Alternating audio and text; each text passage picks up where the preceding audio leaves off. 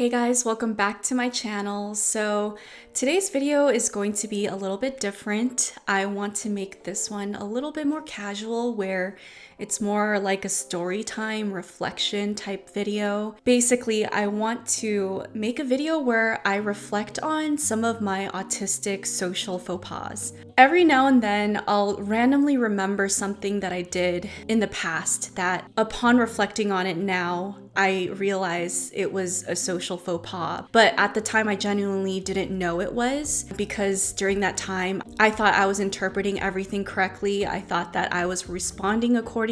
But sometimes when you do have that space to reflect on it, you realize later on that maybe you misinterpreted some things, and maybe your response as a result wasn't ideal, and you wouldn't necessarily respond the same way if it were to happen to you again. I'm sure a lot of you guys, if you're autistic, you've had moments like this where at the time you genuinely didn't know it was a social faux pas, and it's not something you realize until after. And I think that if I were to come on here and talk about some of my social faux pas, it would not only be funny, but it could also be a sense of relief in understanding that life is not that serious, and I don't have to take myself so seriously all the time. I can laugh about some of the things that I did. I can understand that I tried my best at the time, even though it wasn't the best response. And I think it'll also help you guys understand that we're not perfect, and we're all still learning, and we're all always going to be learning, and that it's okay to not know how to respond in certain situations, and to allow ourselves that room to make mistakes in that sense. I think there's times that through trying to learn what we did wrong, we could begin to beat ourselves up and to build a very intense sense of shame around ourselves and who we are and all the mistakes that we make throughout our lives with our relationships and interactions with others. So this series is really meant to just bring that sense of relief, bring that sense of you're not the only one, right? And also just have a space in which we can feel okay with being imperfect, feel okay with being autistic and having these social faux pas, you know? So with that being said, let's hop into today's story. I'm hoping that me telling a story is gonna be easily understood and can help paint a picture for you guys. I know sometimes because we're neurodivergent, our stories can be all over the place, so I'm gonna try to consolidate it into an easily understood storyline for you guys to follow. I'm hoping these types of videos would be a little bit more lighthearted too, because I know sometimes my video topics can be very existential or heavy, and sometimes just straight up technical and objective. So I think it feels good to me to have videos like this every now and then, where I am just kind of reflecting on social faux pas and laughing about it and just sharing with you guys a little bit more about myself. All right, so this specific social faux pas took place, I think, 3 years ago. I was 23 years old, and during this time I was in my last year of college, and I was also working a part-time barista job just to make some money on the side. When I initially applied to this job, it was because one of my special interests was coffee. At the time, I didn't know that it was a special interest. I didn't know it was a sensory comfort. All I knew was I loved coffee. I loved the smell. I loved the process of making it. I loved drinking it. And so it made sense to me to work a job in which includes a special interest, because I would be less likely to burn out from that job because I loved it so much. Prior to me applying for this job at this specific coffee shop, I was going to this coffee shop pretty regularly throughout college, and I just always loved the vibe of the shop. It just had a specific atmosphere where it was very chill, but also everyone seemed to move and interact with each other with such ease and flow. And I felt like there was this sense of openness and acceptance. Like you were allowed to be yourself. You were allowed to just come in and already feel like you fit into the momentum of the atmosphere. And objectively, they had good coffee, right? It's going to be interesting for me to dissect how I interpret social interactions. I think when you guys watch videos like this, you'll start to realize that the way autistic people interpret social dynamics is so different than allistic people. And so I think it'll be fun for us to see how my mind works when I'm trying to understand social cues and interactions, and how in cases like this, it wasn't a correct interpretation. But I remember when I started working at this coffee shop, immediately I kind of saw my coworkers divided into two categories in my mind. The older coworkers that were very chill and can stand and operate on their own. They were very individualistic, and usually those types of people I get along really well with because they can understand that I'm myself, I'm different, and not take offense to it or not see it as a threat. And those are usually the types of people that enjoy me as much as I enjoy them. Now, the second category that I saw was the clique category. So this category are usually people that are younger, even though they were my age too. So people in their early 20s into 23, like that age range. And they were all women. It's interesting because when I first got hired into this job, I was very neutral for everyone, right? They have yet to get to know me. There wasn't any reason for anyone to dislike me yet. I was taking, I think, my 10 or 15 minute break outside, just soaking in the sun and breathing, right? And so this clique swarmed around me in what seemed to just be instantaneously. And it was like 6 different girls. And they were all like, "Oh my God, you're the new hire. We're so excited. What's your name?" And they all started introducing themselves. And I was still just in shock because I hadn't expected them to all swarm me like that. I was overstimulated. I didn't know how to respond because I didn't have time to script really. And I was still just trying to process what was going on and what everyone was saying.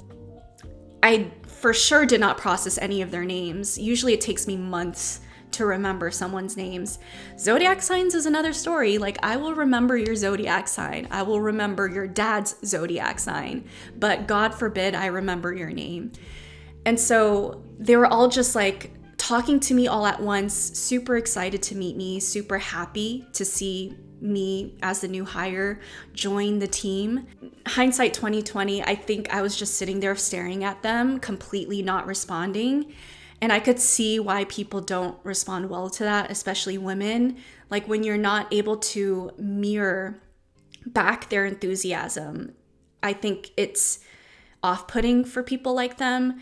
And so I think that was the number one thing that probably made them start to dislike me, was because I wasn't able to mirror back to them. I just remember sitting there and staring at them, and I probably said maybe 1 or 2 sentences like, "Oh, I'm excited to meet you guys," or "I'm excited to work here," something like that. But I don't think I said much really because I didn't really know what to say and I was overwhelmed, right?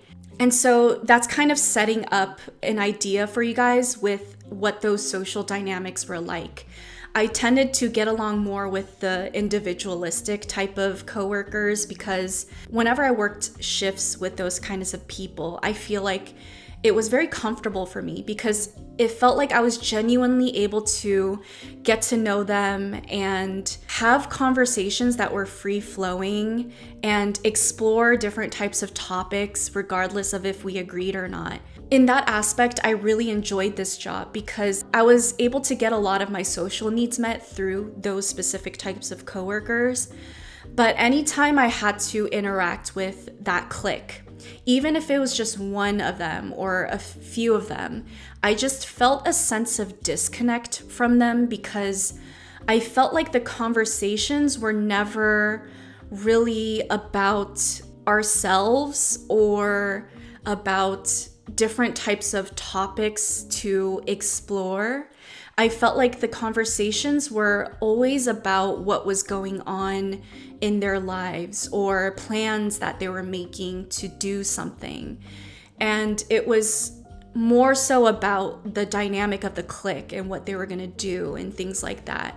And I never really do well or respond well to those types of interactions.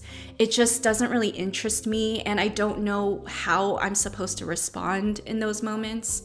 Over time, it grew to a point where this particular clique of girls started to not like me. And by the time things grew to that point, and I started to hear things about that, I genuinely didn't understand where it was coming from, because I never intentionally did anything to these girls or had a bad interaction with them in order for them to not like me. I remember whenever I would hear through other coworkers that they would talk about me in negative ways, I would feel so confused and so hurt, but mainly confused, because I would always ask the middlemen, why don't these girls like me? I never did anything. I never said anything. I never went out of my way to hurt them. I don't know if they were just trying to be nice to me and preserve my feelings, but the coworkers that were always in the middle would always say things like, you know what, I don't know either. I'm genuinely just as confused as you are. And it was always just this thing that kind of loomed over me throughout me working at this job. For example, when we had team meetings where the whole store would come together and we would do activities together or whatever, like go bowling or go have a potluck or picnic at the park. Those were situations where I felt so in over my head and could not understand how to function within those dynamics. And I felt so left out, because even the people that I got along with, those individualistic type of people, could function and operate within the dynamic of everyone. For me, I didn't know how to operate within the dynamics of a group. I only knew how to operate within conversations with other people one-on-one, talking about specific type of topics. Within the clique of girls that was already not liking me, there was what I define as the ringleader. This girl I saw as the person that was the one that would actively plan social gatherings that would involve people and likewise leave out certain people. You guys have to understand, at this point, I think I spent at least a year seeing her put together all these social gatherings and invite almost everyone except me. Also, in certain situations where I would work shifts with her and the clique, they would do certain things like make everyone within the clique work together in the store and then put me in the back where I would wash dishes by myself. I know that sounds funny to say out loud, like it literally sounds like Cinderella. I'm not trying to be dramatic. That was literally what it was like. They would either put me in the back to wash dishes by myself, where I wouldn't be able to interact with anyone, or they would put me off in the side on the cash register myself. And at this point, I also never really understood why they disliked me still. Near the end of me working at this coffee shop, the clique of girls started to open back up to me a little bit individualistically.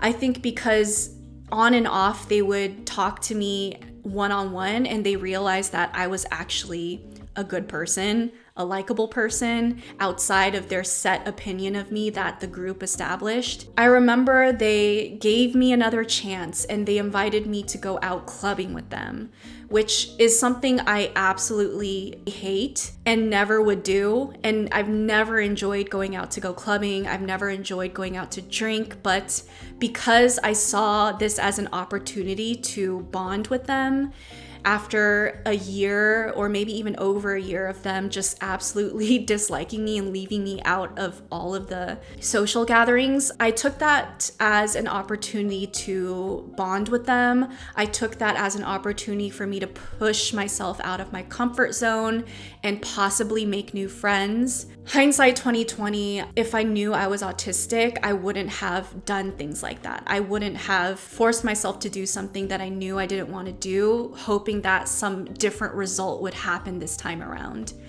But anyways, I went out clubbing with them, which was not fun. I just showed up at the ringleader's house and they were all drinking there.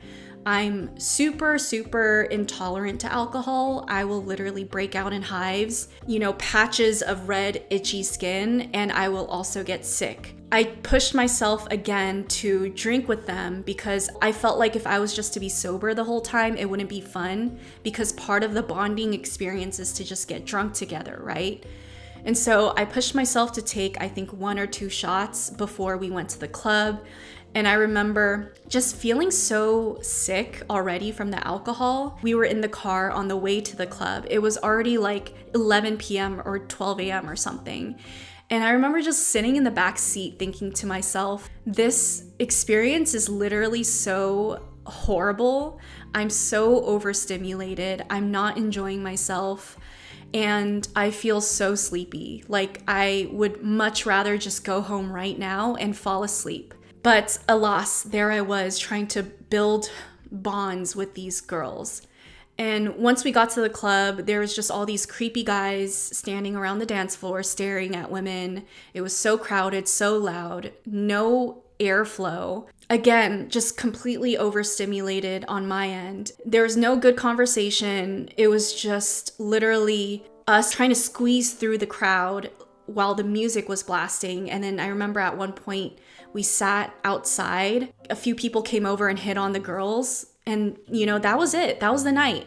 And I remember when we all went back home to the ringleader's house, all the girls started to change into their pajamas and they were going to sleep over there. And I remember the ringleader was like, "Hey, Irene, do you need to borrow some pajamas?" And I remember saying, "I'm okay, I'm just gonna go home." And I remember she was trying to convince me to stay at her house, because I think that's part of the bonding experience, is to get drunk together, go out, and then at the end of the night, sleep under the same roof. But to me, I was just objectively thinking, this is uncomfortable. I was already uncomfortable the whole night. I want to go home, sleep in my own bed, enjoy my own space, and just finally relax, which is part of the social faux pas. Is at the time, I don't see it as that. I just see it as, oh, that doesn't sound comfortable to me. I'm going to go home. But now I can understand things like that makes women like her feel rejected probably, or makes the group think, oh, why is Irene saying no? Does she think she's better than us? Things like that. But in my mind, I thought, oh, I pushed myself out of my comfort zone to go out with them. They must like me now. They must think that I'm willing to be in on their group, which I couldn't have been any more wrong. But anyways, at this point, in their minds, they probably think, we gave her a shot and she messed it up. In my mind, I was like, I took them up on their offer and we're good now. So after that clubbing night, there was another night where I took the ringleader up on her offer to go out and eat dinner with the girls again. I offered to go pick up the ringleader from her house as I drove us to the restaurant, because I was really at this time trying to get on good terms with her and her clique. During our drive over to the restaurant, we had a good amount of time to, granted, the whole conversation was just about her, but usually that's my way of bonding with people, is to just let them talk about themselves. And so the whole time she was just talking about how she was sleeping with one of our coworkers and how she has this huge crush on him. I remember just feeling so happy for her. I remember she started to vent about him with me and tell me about how he had flaked on her one night when they had made plans, and that it really upset her because she had gotten her house ready. She had done a bunch of stuff to get herself ready. Last minute, he just didn't really message her and kind of just flaked without saying anything. And she was just telling me how this was really upsetting, and I could totally understand, right? She was just saying how because of that, she doesn't know where they stand and that she was upset with him.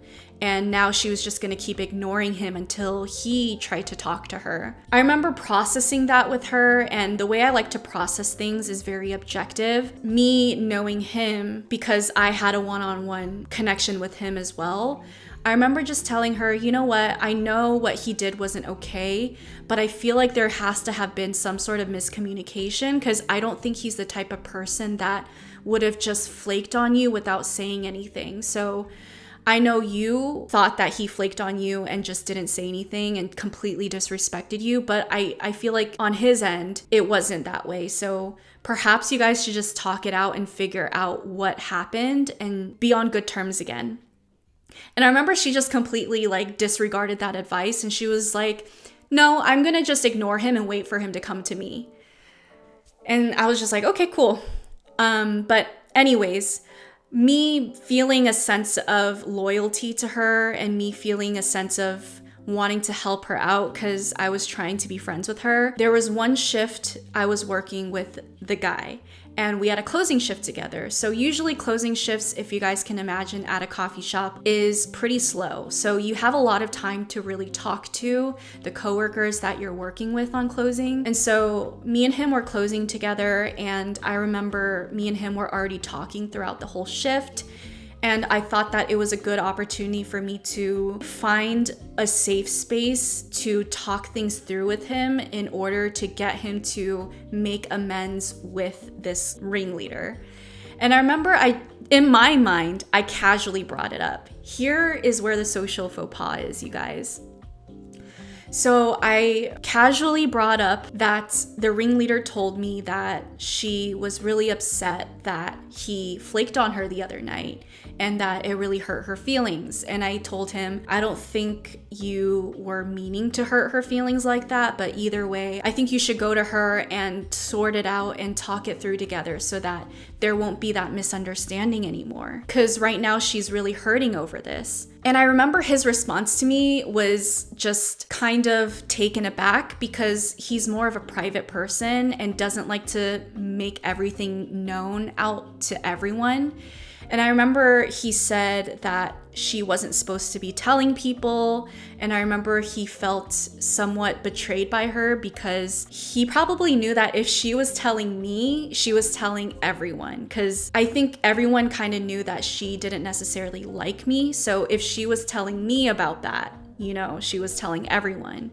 And so I think he felt extremely put off by her talking so freely about her and him to everyone, including me. He just said to me that she wasn't supposed to be talking about this. They agreed that it was supposed to just be between them two. That's the only thing that me and him really said. And I didn't really think anything of it until later when the whole clique was back to ignoring me and disliking me and not inviting me to things. I remember feeling really confused about it because in my mind, I was like, ooh, I did a good thing. I was trying to help my friend out and include this other friend that was involved in this dispute and make sure that they could come together and resolve things peacefully and be happy again. But no, that wasn't it, you know? Like, this is where the social faux pas was. The way I interpreted things was off. It was completely off. I thought I did a good thing, but I didn't. That ringleader interpreted me going to him, trying to get things to be resolved as me betraying her trust, me not being loyal to her, and also me perhaps maybe even trying to sabotage her relationship with him because I don't think they continued to talk after that. And I was genuinely not intending for that to happen. And after all that, I don't think it's surprising to any of you that any hope for a friendship with these girls was just completely out the window. All the other girls for sure didn't like me because I betrayed their ringleader, and the ringleader for sure didn't like me because I sabotaged her relationship with this guy. The guy was completely okay with me because he didn't see it as an issue that was caused by me. It was just a thing of him seeing an issue with how she was handling things. So me and him were still okay, but those girls completely disliked me even more after that because they took it as like utter betrayal, like I broke the girl code or something. And so yeah, that's just kind of the end of that story there. After I quit that job, me and the girls all unfollowed each other. We had no interest in maintaining any sort of connection. To this day, I still feel somewhat sad that I wasn't able to get along with those girls. But at the same time, I understand that I never was really meant to understand and get along with those type of girls. I made a video where I was talking about the mourning process of your diagnosis, and these girls were one of the first people people I thought about when I was diagnosed with the autism, because I remember how rejected they made me feel and how wrong about myself I was made to feel and alienated I was made to feel. I remember asking myself, would they have treated me the same way? Or would I have kept trying to interact with them if I had known about the autism during that time? And I also felt a sense of anger towards them, because interactions with women like that as an autistic person could be really off-putting and sometimes even traumatic. Traumatic in a sense where that will literally be something you carry with yourself for the rest of your life in every interaction, with feeling this fear of, am I going to do something wrong? Or are these people going to dislike me for whatever reason? Or I'm just not a likable person. I have a hard time making friends. You kind of just carry that with you and how you view yourself. But if there's anything that I find myself trying to remind myself, and if there's something that I could say to also remind you guys, is that when you are someone with autism, you are an esoteric person. And esoteric means that you are not going to be understood by everyone, but you are still understood by a few people. And in moments like that, I remind myself of that a lot, that I'm not supposed to be understood and accepted by everyone, and that's okay. That doesn't mean I'm a horrible person. That doesn't mean I am incapable of connecting with others. That doesn't mean I don't have value to bring to a friendship or a connection. That just means that the few people that do understand me, I will put as much effort as I can in order to feed into that connection. But yes, thank you guys for listening to my little story time. Let me know if you enjoyed this video so that I know to make more videos like this in the future. Other than that, I will see you guys on next week's video. Be kind to yourself.